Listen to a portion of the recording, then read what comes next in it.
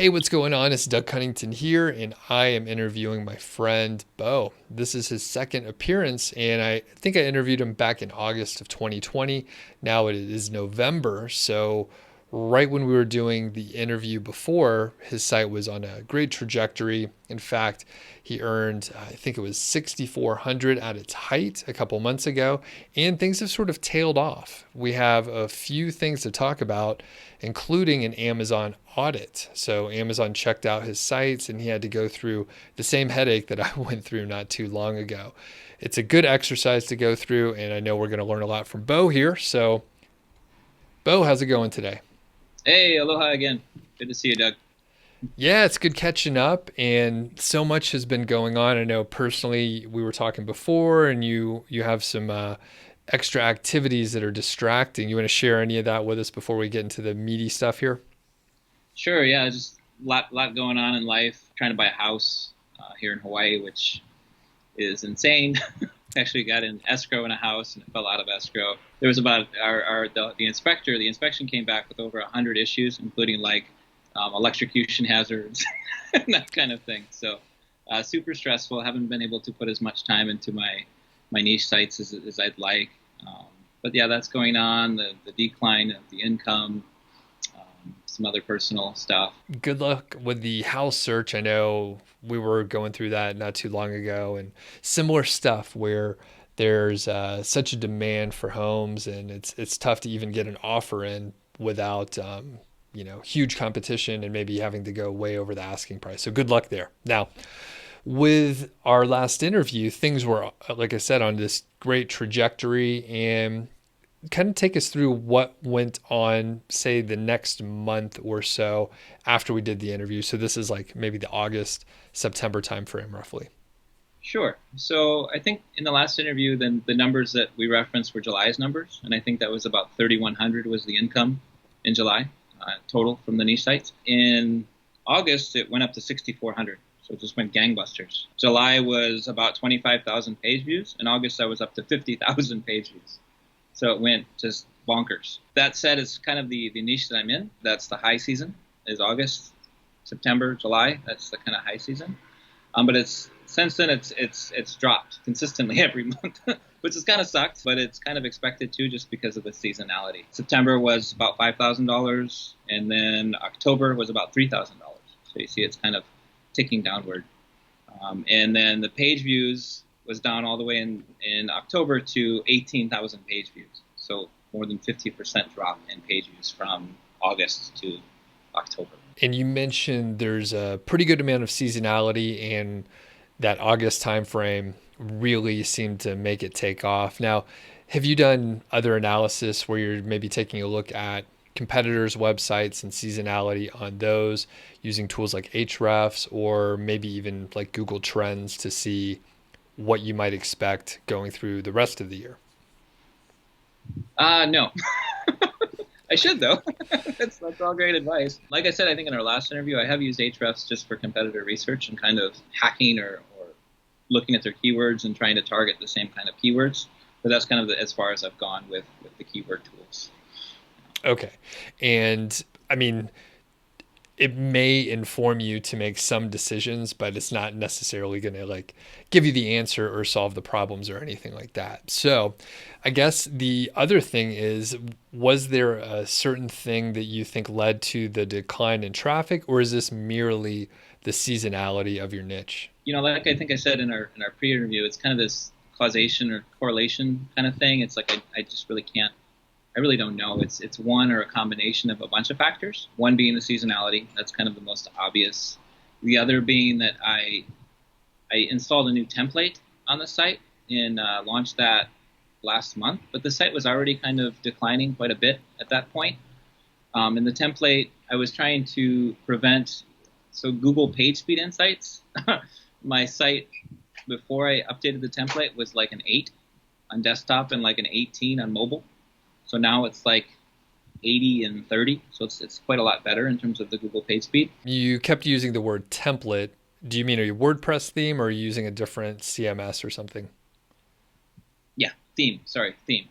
Yeah, Theme. Okay. I tend to use those. Yeah, sorry. Okay. Interchangeable. And which, just curious, which theme were you using before and what did you move to? The theme I was using before was called Coupon Hut. It was a very unique theme that I got off of Envato, or Theme Forest, I think is the site. This new theme I'm using is Bimber, which was recommended by John Dykstra. He uses it on a lot of his affiliate sites. So Okay. So it's pretty lean, it loads fast and seems to have solved the problem with the page speed stuff, but okay, so no avail. Traffic was already dropping. You fixed up the page speed, it seems like. So, okay, what next?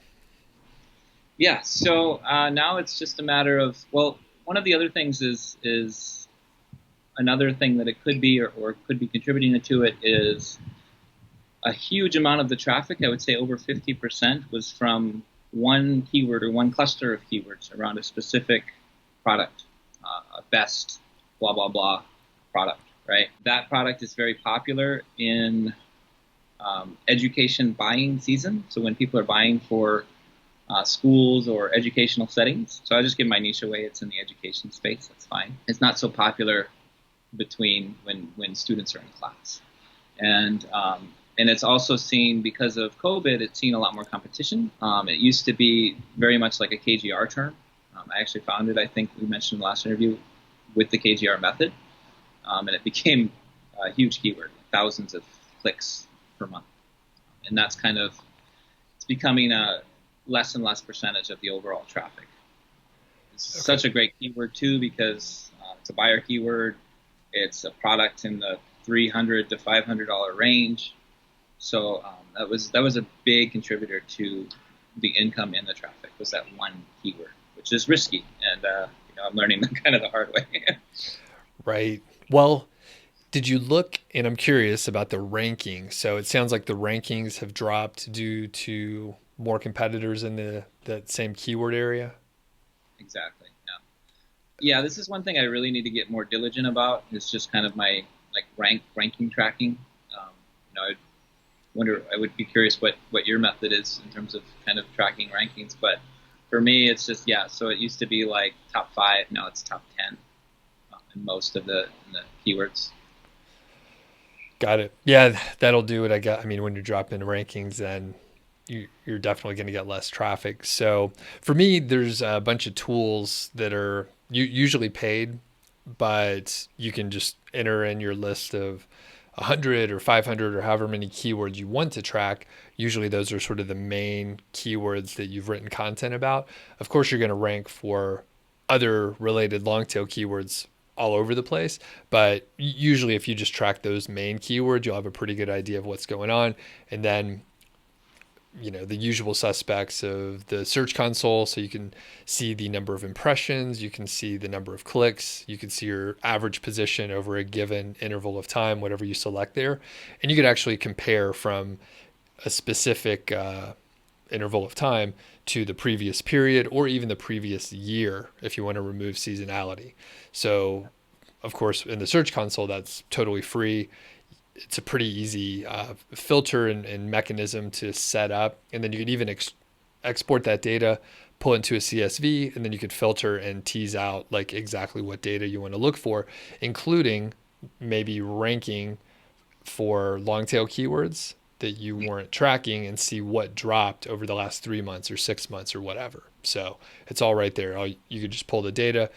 You can get a lot of this from other tools, but it almost doesn't matter where you're getting it. I think the sort of recency in the Search Console may be better than in tools like Ahrefs, where the interface may be a little easier to work with, but Right. it's one option. So It's one of those things I know you say a lot. It's kind of tool agnostic, right? It's just, you should just be using something, right, that's tracking. And right. Right. So, and the good part is if you were using the Search Console, you do have historical data in there, even if you weren't monitoring it through one of the paid tools out there that, may cost a few dollars per month. So that's a good option there. All right. So rankings dropped a little bit and you've been busy, so you may not have been able to even, take any action on you doing anything, but yeah, have you done anything? Yeah, so I've been pretty busy just with installing the new theme, not template, theme has been it's been a lot in terms of making the sites or making the pages, I should say, consistent. So a lot of the time I've spent over the last few months has been just trying to make everything consistent. And one of the things I would recommend to your audience, especially when you're thinking about maybe selling your site in the future, is having bought a site. It's a lot, I think, would be a lot more sellable if all the pages are consistent. And I speak in particular like you use your Amazon links, for example. So I use AAWP now, which I just love.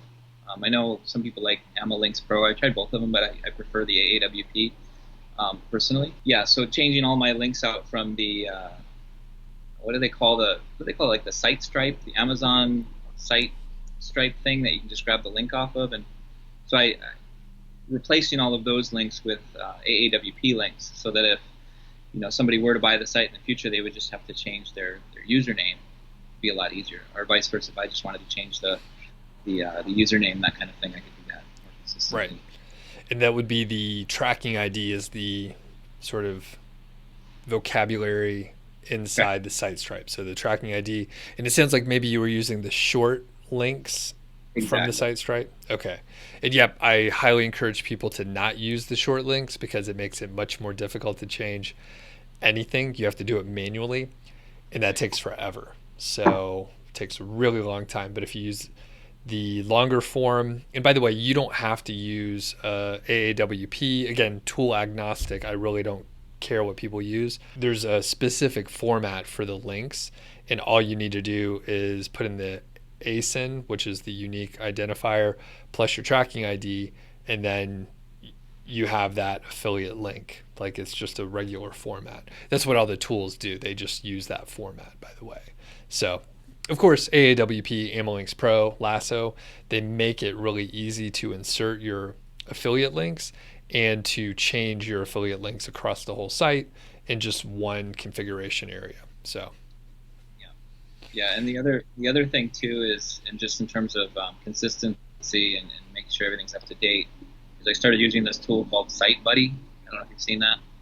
Basically, it scans the site for broken links or expired products, out of stock products, that kind of thing. So you can look at the products pages that have those expired products and update them. So um, it's really easy to get, what can I say, distracted by the tools.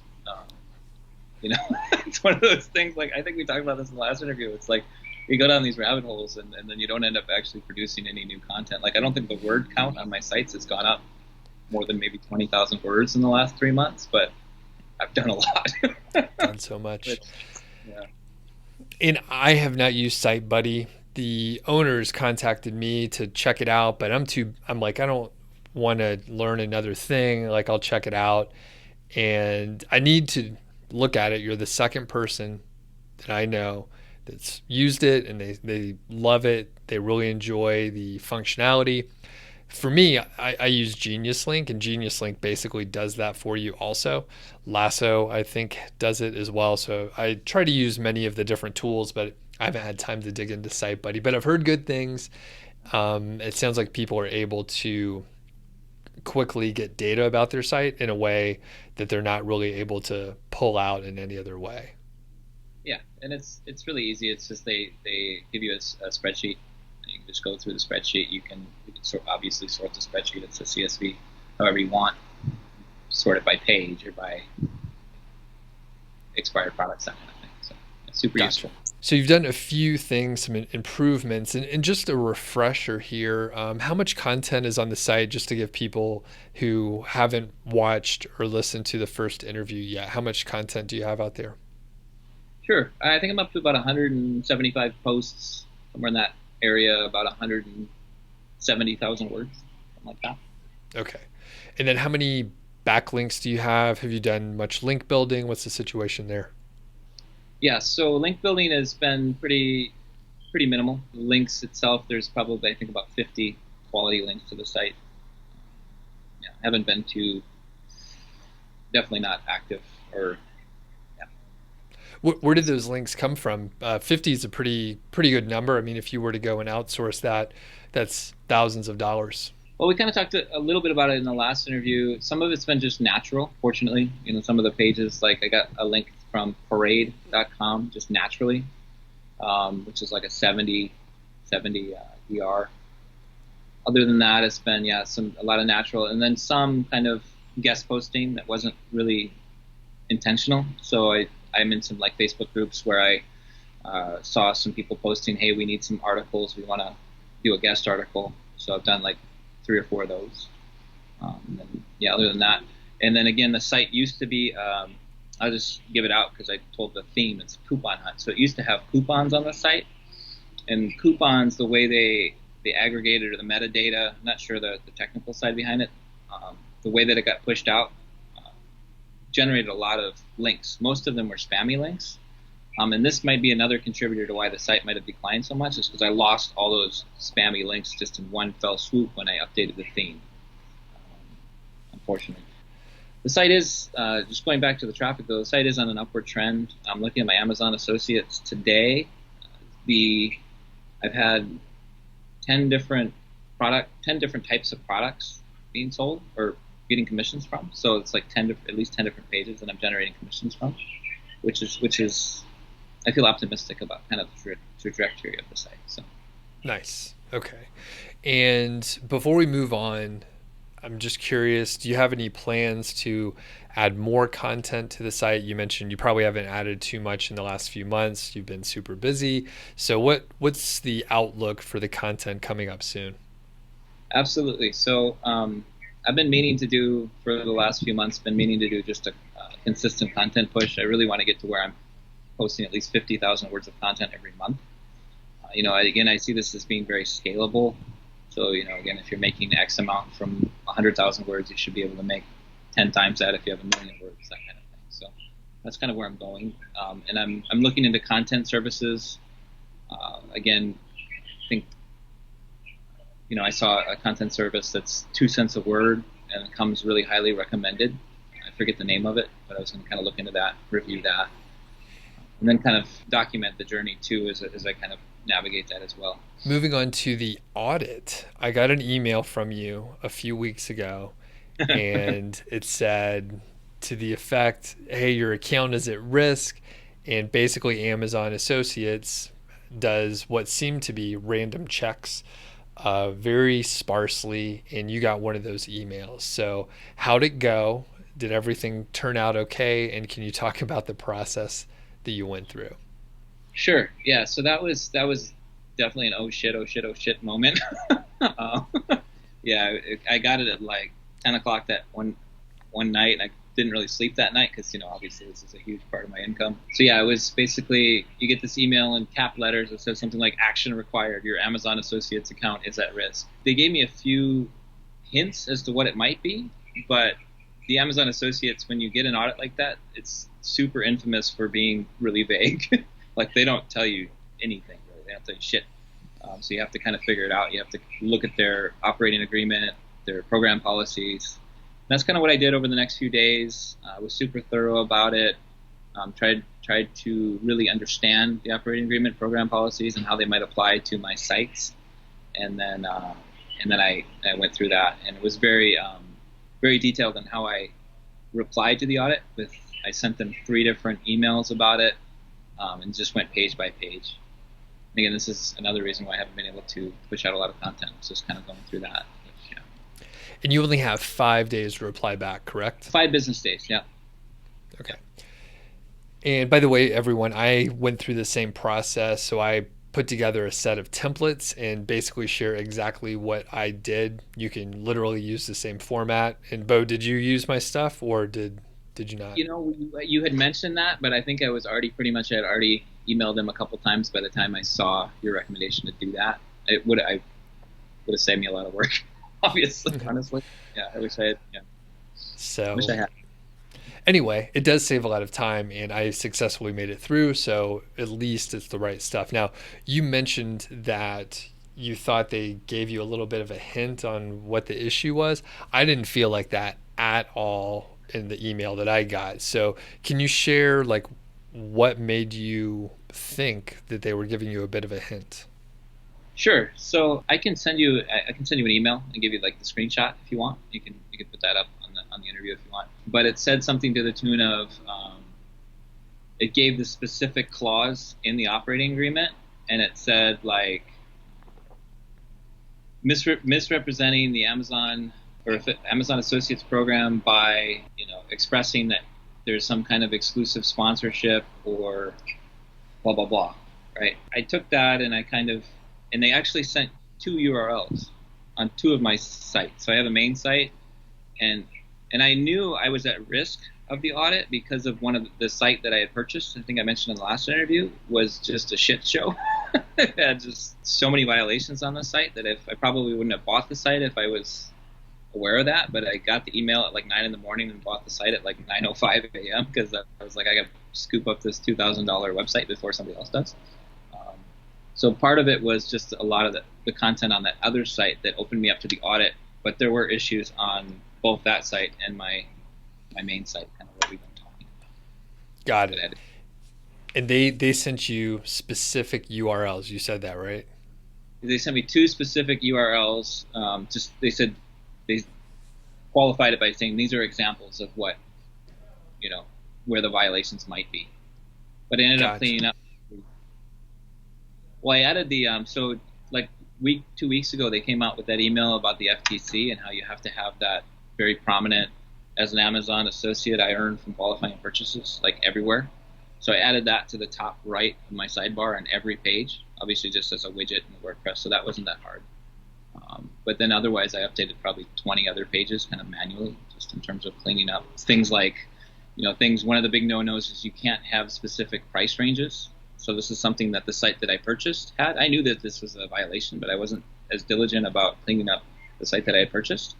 You can't have specific price ranges like this is between $80 and $100, or this is under $100 on Amazon, or even they really don't like to see, even though it's a really good keyword, they don't like to see things like cheap, blah blah blah, like cheap mechanical pencils, because it might not be cheap a week from now. It might be expensive, and cheap is or under.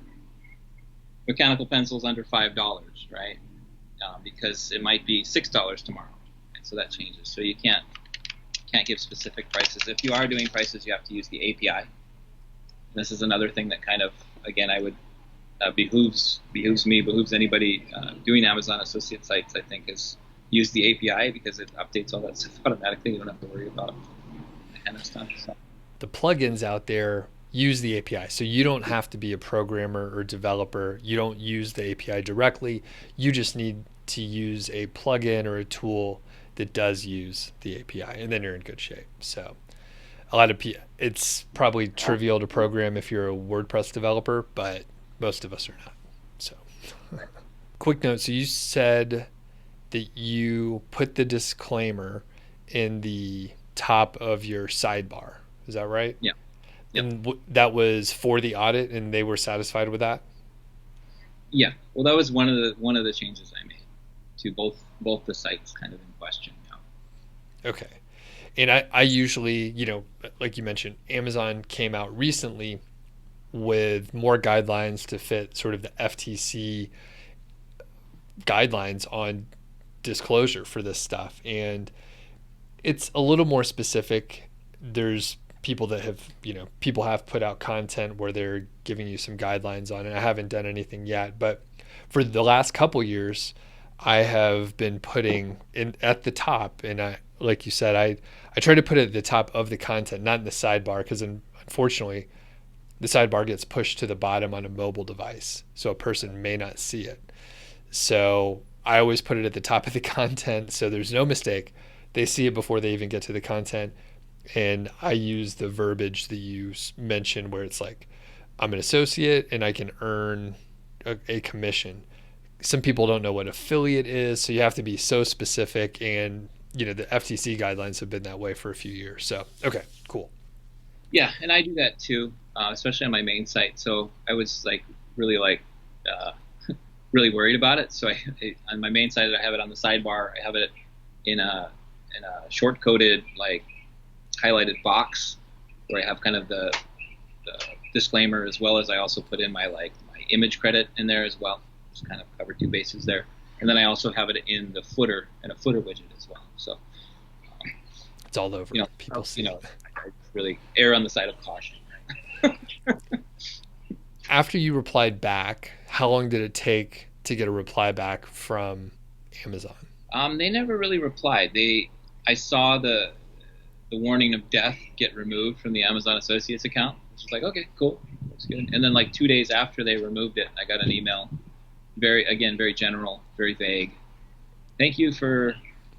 It didn't even say like thank you for addressing these issues or anything. It was like just thank you for. Thank you, basically. I don't remember. It was like okay, thanks. That sounds right. That's exactly what I got. Mine was about 2 weeks. I didn't hear anything for 2 weeks. And eventually I got the email. Thanks, we completed the audit, basically. And after that, everything was fine. So it's really great that you were given a couple URLs as an example. I don't know if that's super common, but it probably made it a lot easier to at least address the issues and know like where they were. So Yeah, and I probably took off some content that probably was compliant. Like I trimmed off probably 6 pages that I could have kept, but again, erring on the side of caution. And again, this is part of my livelihood. So. Yeah.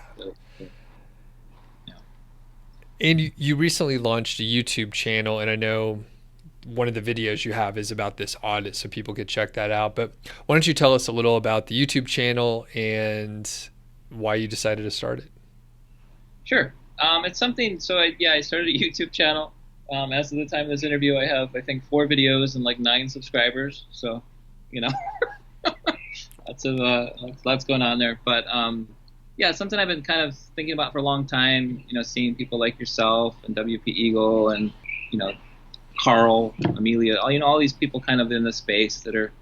And I saw, there's some things I have to contribute just in terms of my own experience with niche sites and also kind of where I live. So I was going to share Hawaii and share kind of my unique perspective. And my big hobby is bodyboarding, surfing in the ocean. So I felt I could kind of combine all of those into some kind of YouTube channel. So that's, Awesome. It's exciting. I know there's a lot of different directions you can go in it. With like really focusing heavy on the marketing part or even on the vlogging part or like the travel aspect and stuff like that. So do you have like an area that you're going to lean, or you just kind of cover everything and see what's working out for you? Yeah. It's one of those things, obviously it's a work in progress. Again, someone like me who's super ADD, it's hard to focus on just really anything. So really what I'm trying to do with the YouTube channel is to use it as a tool to help me focus and kind of help this all be synergistic. So I kind of want to document my journey with niche sites, and that's pretty much kind of where I'm going to go. And then I can do that from anywhere from Hawaii. As the video I did on the Amazon audit is I was walking and doing a hike on a trail, on a beautiful trail. So it's also kind of a catalyst to help me get out more, It's, in COVID times, it's important just to get outside and not drive yourself crazy. So, I felt if I'm doing a YouTube channel from Hawaii, I have to share Hawaii, right? So that's part of it. So. Awesome. Well, everyone check out Beau's channel over there. We'll get links to the specific video and the channel in general. So anything else going on with the site that you're looking forward to that I forgot to ask you about? No, it's just like I said, it's the big content push is kind of where I'm going with this, and then trying to and I think I said this in the last interview and I didn't get to it, and that's just scaling kind of myself and taking a more kind of the role of a project manager and a boss rather than the person doing all of the work. So getting that content service is going to be big for me, that pushes out good content, or hiring more writers, getting more content, and then also getting a WordPress content manager, someone to actually post the content. Those are my big goals. So before the end of the year, and then again, kind of document it all on YouTube. So. Very cool. And I'll tell you that one of the good things with a YouTube channel or a blog or anything where you're documenting, even if it doesn't work out, you have a story to tell. So I mean, we want it to work out, but even if the traffic goes down or like you run into some issues with a writer or whatever, you can share that story and let people know that it happens to everyone. So very cool. Well, thanks, Beau. Really appreciate it, and looking forward to getting an update from you before too long. Awesome, Doug. Appreciate your time, man. It's been fun.